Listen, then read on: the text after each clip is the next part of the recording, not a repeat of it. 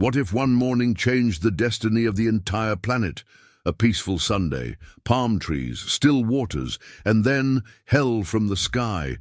In just 2 hours, the United States went from slumber to war. What happened at Pearl Harbor wasn't just an attack. It was a message written in fire, steel, and blood, and the world would never be the same again. So today, we dive into the strike that woke the sleeping giant, shattered illusions, and turned the tide of the greatest conflict in history. But before we hit full throttle on this journey through flames and fury, make sure to subscribe to the Forbidden History channel. Then drop a comment and tell us what other untold battles or secret turning points you'd like us to uncover. Buckle up, because this story is about to explode. Before the fires, before the smoke blackened the skies over Hawaii, before the deafening roar of explosions shattered a Sunday morning peace, there was silence, a deceptive silence. The United States in the early 1940s stood as a slumbering giant. Across the Atlantic, Adolf Hitler's war machine rolled over Europe like a tidal wave. In the Pacific, the Japanese Empire expanded aggressively. China, Manchuria, French Indochina. But while the world burned, Americans debated, should we join the war or stay out of it? Isolationism dominated public sentiment. The scars of World War I were still fresh in the American psyche. Many believed the Atlantic and Pacific Oceans were buffers against foreign conflict. But behind closed doors in Washington, military leaders were growing uneasy. The signs were there: blockades, broken treaties, and increasing hostility. Yet the will to act was buried under layers of political hesitation. Japan, meanwhile, was calculating. Their empire was hungry for resources: oil, rubber, iron, and the American embargoes were tightening the noose. If they wanted to survive, they needed to strike before being strangled. And while the newspapers printed headlines about Europe, while citizens filled dance halls and movie theaters, while sailors in Pearl Harbor wrote letters to sweethearts back home, far across the Pacific, something was already in motion. A fleet, silent, focused, deadly. The Imperial Japanese Navy had already departed, 6 aircraft carriers, escorted by cruisers and destroyers, sailing through the cold waters of the North Pacific under strict radio silence. No one knew. No one could imagine what was coming. The Colossus slept soundly, but it wouldn't be for long, because while the American people dreamed of peace, the Empire of Japan was dreaming of dominance. You could argue that it was just another quiet morning in paradise. But December 7th, 1941 was about to become anything but ordinary. Could a single strike decide the fate of nations? That was the question gnawing at Admiral Isoroku Yamamoto. Educated in the United States and fully aware of American industrial might, Yamamoto knew the truth. In a long war, Japan stood no chance. The United States could outproduce, outmaneuver, and outlast them. But what if they didn't have time to do so? What if, with a single crippling blow, Japan could disable the Pacific Fleet, buy time, and force Washington into negotiation? It would be risky, reckless even. But boldness was the currency of empires. Yamamoto proposed the unthinkable: an aerial surprise attack on the U.S. naval base at Pearl Harbor, the heart of America's Pacific defense, the symbol of its naval supremacy. Destroy it, and the seas might belong to Japan for a time. The plan was forged with surgical precision. Japan would send a massive strike force across the Pacific under complete radio silence. No diplomatic warning, no declaration of war. The goal was absolute surprise. The key to success? Speed, precision, secrecy. In Tokyo, diplomats pretended to negotiate peace, while military planners studied aerial photographs of Oahu, analyzed tides, and rehearsed attack formations. Pilots trained rigorously, preparing to launch from aircraft carriers hundreds of miles offshore. Back in Washington, intelligence analysts picked up scattered chatter, odd signals, movements, small irregularities, but no one could see the full picture. It was as if the pieces were there, but the puzzle remained unsolved.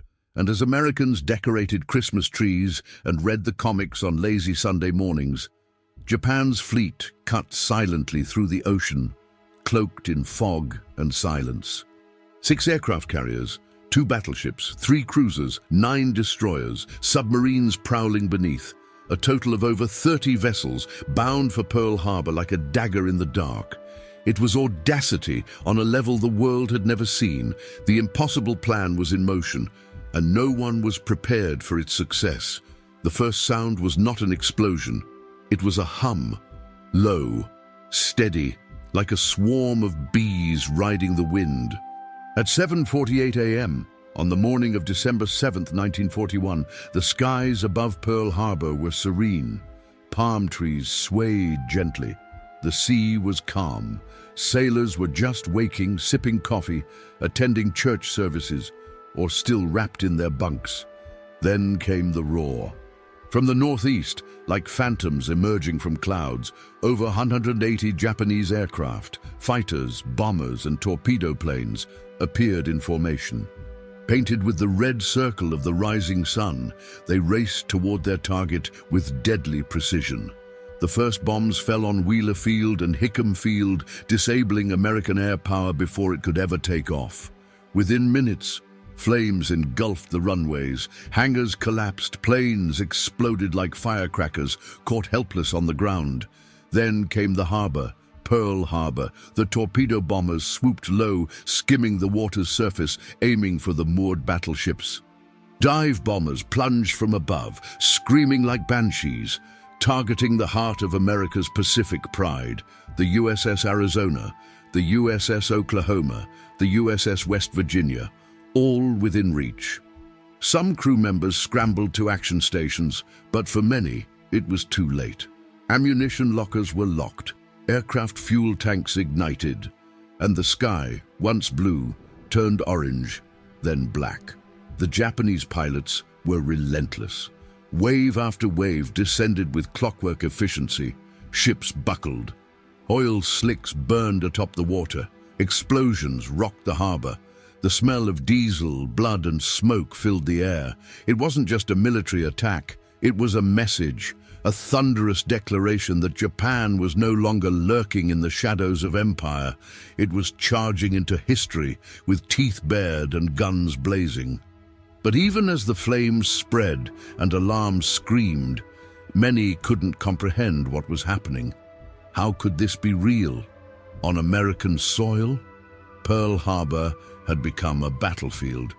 But the deadliest hour was yet to come. There are moments in history when time seems to fracture, when seconds feel like hours, and chaos replaces reason. Pearl Harbor was no longer just under attack, it was being obliterated. At 8:06 a.m., a 1,760-pound armor-piercing bomb pierced the forward deck of the USS Arizona.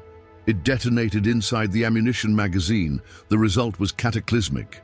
A fiery eruption launched a column of flame hundreds of feet into the air.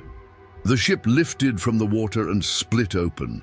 Over 2,100 men died in an instant. Many were never recovered. Their tomb is the wreckage that still lies beneath the waves today. Nearby, the USS Oklahoma took multiple torpedo hits and began to list violently. Within minutes, the mighty vessel rolled completely over, trapping hundreds of sailors inside. Rescue crews would later report hearing tapping, desperate Morse code from within the hull. Most of it would eventually fall silent.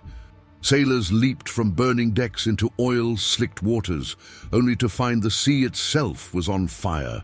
Men swam through flames. Some were pulled to safety. Others disappeared beneath the black tide. On the shore, medics ran barefoot across shattered glass, carrying the wounded. Nurses, untrained in battlefield trauma, fought to save lives with whatever tools they had. Civilians joined the effort, transforming cars into ambulances, schools into triage centers. In the sky, the American response was meager. Few planes made it off the ground. Those that did were vastly outnumbered, and yet some pilots managed to shoot back, sparks of resistance amid the inferno. By 9:45 a.m., the attack was over. In less than 2 hours, over 2,400 Americans were dead. More than 1,000 were wounded. 8 battleships had been hit. 4 were sunk. Nearly 200 aircraft were destroyed. But beyond the statistics, there was something else. A wound. A deep psychological gash across the heart of a nation that had believed itself untouchable. And from within that wound, a fury began to rise. By the time the smoke cleared over Pearl Harbor, America was no longer the same. Across the mainland, radios crackled with horror. Newspapers rushed to print extra editions. Families huddled around broadcasts, some in tears, some in disbelief, all united by a single searing emotion: rage. Until that day, the United States had been torn between joining the war and staying out of it. Isolationism had gripped Congress and the public alike. But Pearl Harbor shattered that divide. In a single morning, the debate was over. Now Americans weren't asking if they should fight. They were demanding to. In Washington, President Franklin D. Roosevelt prepared to address Congress. On December 8th, just one day after the attack, he stood before the nation and spoke words that would echo through time. Yesterday, December 7th, 1941, a date which will live in infamy. With those words, everything changed. Congress responded with thunderous applause and near unanimous approval. Only one member of Congress voted against war. The United States had officially entered the Second World War. But this wasn't just a declaration of war against Japan. Within days, Germany and Italy declared war on the United States. The conflict had become global, and now the world's most powerful industrial machine was awakening. Factories across the nation shifted overnight from consumer goods to tanks, aircraft, and ammunition. Women took jobs in shipyards and assembly lines. Rationing began. War bonds were sold. Propaganda posters urged citizens to do their part. The mobilization was massive, swift, and determined. And underneath it all was a boiling sense of guilt. Intelligence had been missed, warnings ignored. The Pacific Fleet had been caught sleeping, literally and metaphorically. Investigations began, but no amount of finger-pointing could undo the damage. The only answer was action. From the ashes of Pearl Harbor rose a country more united than ever before. Galvanized by grief, driven by revenge, and powered by resolve, the sleeping giant had awakened, and it was not in the mood to forgive. Pearl Harbor was meant to paralyze the United States. Instead, it set the world on fire. Within weeks, American troops were mobilizing not only in the Pacific, but across the Atlantic. The Japanese had hoped to buy time, perhaps even secure a peace deal after their initial victories. What they got was a tidal wave of retaliation.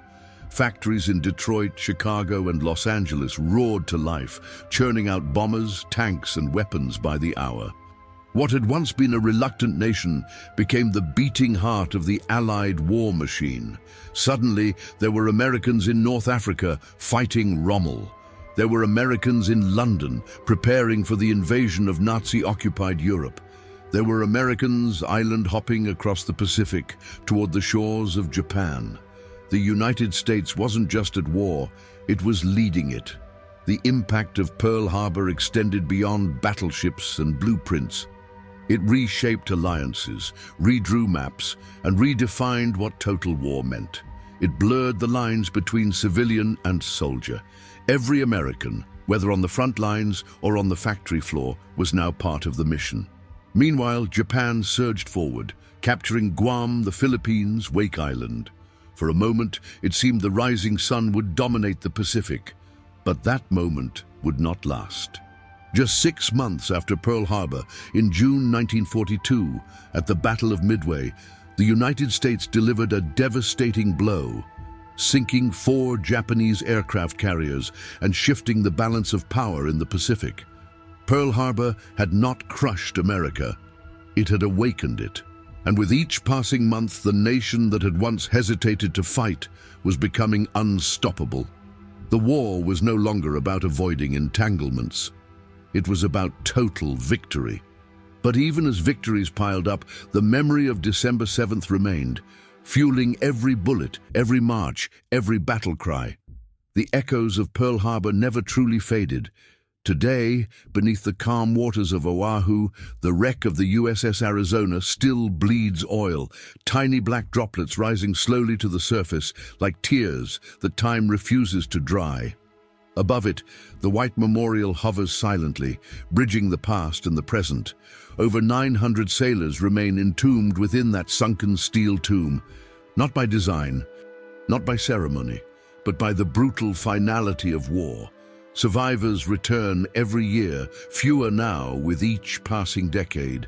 They stand before the wall of names, faces weathered by time, hands trembling as they salute their fallen brothers. Some request to have their ashes returned to the ship upon their death so they can once again join their crew. But Pearl Harbor is more than a graveyard. It is a turning point, a scar, a warning. It reminds us how quickly peace can vanish, how arrogance, misjudgment, or underestimation can cost lives. It teaches us that geography is no shield, and that underestimating an adversary can awaken consequences far beyond imagination. For the United States, Pearl Harbor marked the end of innocence, and the beginning of an era where global leadership would no longer be a choice, but a responsibility. Its legacy lives on in every aircraft carrier launched, in every pact made, in every lesson taught in history books across the world. It shaped a generation, it changed the map, it forged resolve, and yet even now questions linger. Could it have been prevented? Were the warnings truly ignored? Or was it fate written in the ambition of empires and the silence of the Pacific? One thing is certain. The day the sky fell over Pearl Harbor, the world rose into war, and it would never be the same again. Thank you for watching until the end. If you enjoyed this video and you're passionate about this kind of content, subscribe to the channel so you don't miss the upcoming videos and discover more fascinating stories. See you in the next video.